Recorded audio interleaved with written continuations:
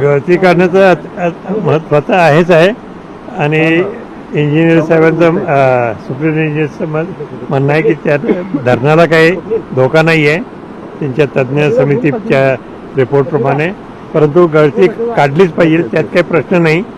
आणि ती आता मला वाटतं 15 दिवसाच्या आत 15 जानेवारीपर्यंत संक्रांत झाल्या ते सुरू करतील. आणि किती वर्ष चालणार म्हणतायत? 2 वर्ष हे काम चालणार. आणि 2 वर्षात आज जी आपल्याला इथं सगळी गळती दिसते ती पूर्णपणे 99% बंद करण्याचा त्यांचा प्रयत्न राहील.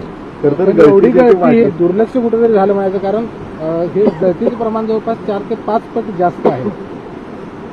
हळूहळू अलीकडच्या काळात निश्चितच दुर्लक्ष झाल्यामुळे ही परिस्थिती आली आहे आणि आता ह्या परिस्थितीतून आपल्याला बाहेर पडायचं आहे. हे गळतीचं प्रमाण जे आहे ते कमी आहे का? कारण याची ग्रॅव्हिटी, आता मी काय त्यातला तज्ज्ञ नाही आहे, परंतु गळती भरपूर आहे आणि गळती काढली पाहिजे एवढं मला माहित आहे. आपण इथल्या पाण्याची टेस्ट देखील, पाणी एकदम स्वच्छ आणि चांगलं आहे. आता कोल्हापूरला देखील ते पाणी, कोल्हापूरला हे थेट पाईपलाईननी येतं हे चांगली गोष्ट आहे. महाराज, आणखी एक महत्वाचा प्रश्न, जरी काल असलं तरी या धरणावरती जे शेतकरी अवलंबून आहेत त्यांच्यासाठी नेमकं काय आव्हान असणार आहे? कोणती पिकं घेणं गरजेचं आहे? कारण ऊस पट्टा हा पूर्ण असतो आणि पाणी कमी मिळेल अशा पद्धतीची शंका लोकांच्या मनात आहे.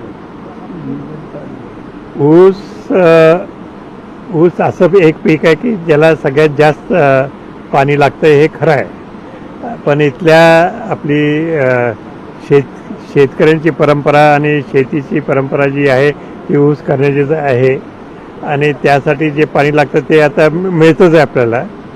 परंतु भविष्यामध्ये इतर पिकं सुद्धा घेणं उचित होणार आहे, यात काही शंका नाही.